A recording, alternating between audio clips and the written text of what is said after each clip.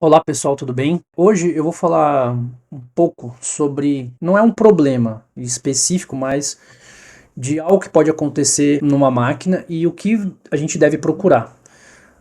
Mais ou menos há um ano atrás, a gente falou um pouco sobre o ciclo start e o ciclo stop ou feed hold com relação ao comando Fanuc. Isso aqui vai vir também para complementar, né? Acho que vai se somar. Aqui no manual de manutenção do comando 16, 18 e 21, que a gente sempre está falando dele, sempre está usando, porque serve para vários comandos, tanto anteriores como os posteriores, né, a ele. Ajuda bastante, a ideia é muito próxima. Então, anterior à série I, 16, 18 e 21, B, o C ou mesmo A, segue a mesma regra do 16, 18, 21, IA e IB. Né? E também os sinais do 0IC, 0ID, 31IA e até mesmo família 30IB, mais moderna hoje, 0ITF ou MF, Plus. Então a gente usa o que é comum para todas essas famílias porque facilita, porque cada um pode precisar para um determinado comando e isso é meio que genérico, então acaba favorecendo a todos aí na hora de poder fazer uma consulta. O que acontece aqui? Nesse manual tem um capítulo 11, que é de troubleshooting, né, que é para você analisar problemas e tentar achar uma solução. E aqui ele traz um problema, por exemplo, com uma relação de operação em modo automático, né, que você não consegue executar, não consegue realizar essa operação. E aí o que ele fala primeiro para a gente tem que ter os modos que você usa, né, o sinal de ciclo start, que é gerado pelo G7.2, como a gente já mencionou em um vídeo anterior, como eu disse, há mais ou menos um ano atrás, onde os modos de operação são importantes, né? O modo manual data input, o modo automático, né? Que é o Memory Operation Mode, ou automático mesmo, aparece na tela do CNC, e modo remoto, que você está lendo o programa, né? Via serial, por exemplo, ou via cartão, e o CNC vai executando as linhas, né? Vai trabalhando cada movimento. Porém, você aciona o ciclo start e a máquina não parte. Ela não inicia e não dá alarme nenhum. E aí você deve verificar, né, o G8.5 aqui para ver se está o feed hold, como que está ele tem que estar normalmente fechado. Se ele tiver aberto, tiver sinal zero, ele não vai deixar a máquina entrar em ciclo start. Outras coisas que a gente já falou, o sinal de alarme também não vai deixar entrar em ciclo start. Ou ela entra em ciclo start e os eixos não se movimentam, né? Aí a gente tem aqui os diagnósticos, né, de 0 a 15 que podem apontar alguma coisa pra gente, né? Dependendo da etapa do programa que ele está parando. Então, por exemplo, aqui dá um exemplo mostrando que o wait for fin signal está ativado, ou seja, ele encontrou um código MS ou T que não foi interpretado. Então ele fica piscando o fim lá na tela, né? E às vezes esse sinal pode ser olhado pelo G4.3, o MST, ou dependendo de como está o parâmetro 3001 bit 7, ele vai ter um sinal em high speed para cada um dos elementos, M, S, T ou B, ser tratado por um G específico, que é o que ele demonstra aqui embaixo, né, usando o G5 aqui, né, que ele consegue fazer o monitoramento pelo sinal M pelo G5.0, sinal de spindle, né, S pelo G5.2, né, o bit 2, o torno, né, o torno troca de ferramenta, né, tool, então esse T aqui é das ferramentas, ele vai fazer pelo G5 bit 3 e no caso de algum comando auxiliar pelo G5 bit 4, né, pelo menos o que ele está mostrando aqui para gente, seria feito dessa forma. Eu acredito que a maioria dos casos a gente sempre trabalha aqui, ó, no G4.3, que é o mais comum. Então, todo o sinal MST é tratado aqui. A gente já falou também um pouco disso, mas também está descrito aqui. Tem os sinais F de retorno do CNC, tem aqui para o sistema de torno também os G5 que estão correspondentes aos sinais para torno, né? Por isso que ele começa aqui com a parte olhando os Gs para torno, e aqui em cima ele fala dos códigos para M, né, para centro de usinagem em torno. O manual tem sempre essa característica, né? E, claro, o que é comum ao M é o T, né? Então aqui tem aqui alguns sinais que são comuns, né, para MT também. Ou seja, essa parte desse manual, ele traz algumas informações, por exemplo, para a gente com relação a feed rate override, né? Sinais que você tem para controlar sistema de avanço, para ver se não tem, também a chave não está fechada, mesmo você girando ela pode ser que não esteja contando, né?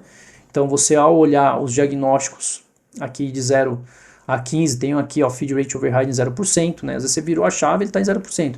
Sinal de interlock. Então, essa parte desse manual, ele ajuda bastante a gente a se guiar para ver por que, que não está movimentando os eixos, por que, que o programa não segue.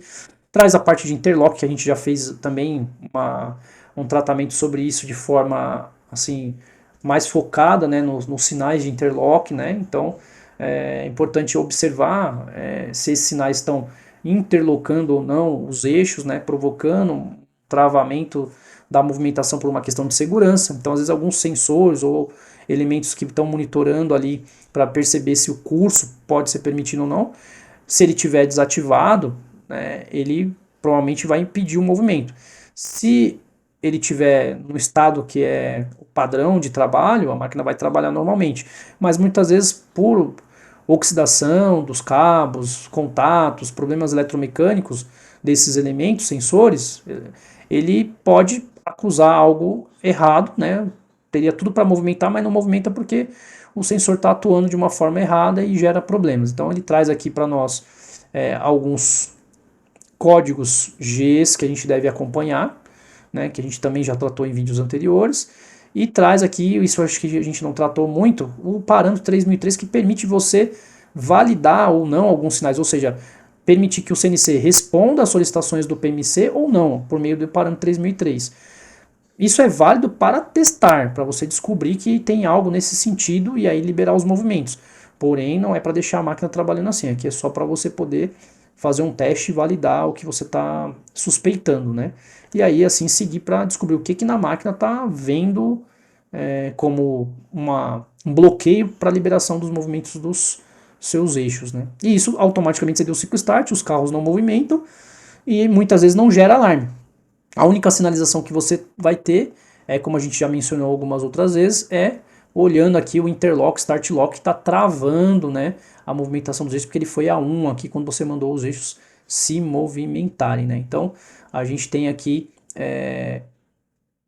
sinais nos diagnósticos que nos avisam, mas não tem aquele alarme. Esse alarme até poderia ser criado se o fabricante desenvolver, mas a FANUC mesmo, o CNC não gera alarme para essas situações, ele gera um diagnóstico ou uma visualização na parte de status, né, do CNC, coisas que a gente já comentou também. Então, esse capítulo 11 aqui, na parte do subcapítulo 11.5, eu acho muito interessante, né, para o pessoal dar uma lida, uma estudada, para entender melhor esses problemas que ocorrem quando você tenta dar ciclo start e a máquina não responde, ela não faz o que você espera, quer dizer, ela não vai fazer nenhum movimento e você não tem alarmes, você fica meio sem saber o que está acontecendo porque você está procurando um alarme e não vê alarme, ele te dá outros caminhos, então se você der uma lida nessa parte, você vai entender porque algumas coisas estão acontecendo e você não tem um aviso, né, na sua tela, como tem com os alarmes, né.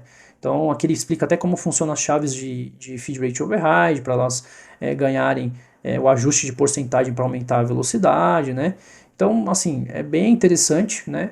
Os Gs que a gente pode usar para poder ajustar essas velocidades também no modo automático, no modo jog, né? Então, eu acho assim bastante válido, né? Dar uma estudada nesse pedacinho aqui desse subcapítulo para entender bem como que funciona a lógica do CNC Fanuc, porque isso aqui ajuda a gente a entender como que o software básico age sobre as solicitações do PMC, porque aqui ele dá uma pista para a gente de tudo como tem que se comportar.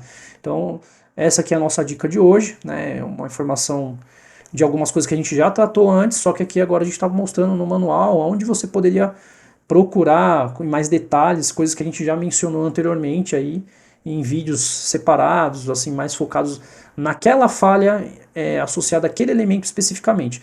Porém, existem alguns casos que a gente encontra por aí com os nossos clientes que não é só aquele sinal que a gente tratou num dos vídeos, às vezes é um conjunto deles, às vezes não tem um problema só, tem uma somatória, você resolve uma coisa, ainda tem outra e outra, que aí depois que você resolveu todos esses daí, a máquina realmente trabalha. Enquanto não resolver todos eles, ela continua ainda não fazendo a operação no modo automático, e só aquela dica que a gente deu antes não resolveu o problema.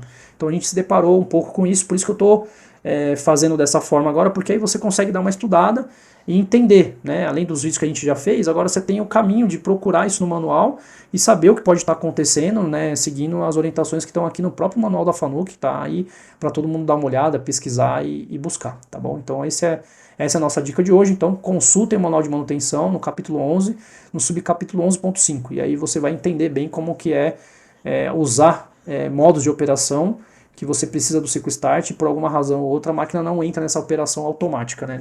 Não faz execução automática. Então, seguindo esse subcapítulo, você vai conseguir entender como funciona e automaticamente, sabendo como funciona, você vai entender por que não está funcionando, né? Quais os problemas que estão impedindo que ele entre no funcionamento.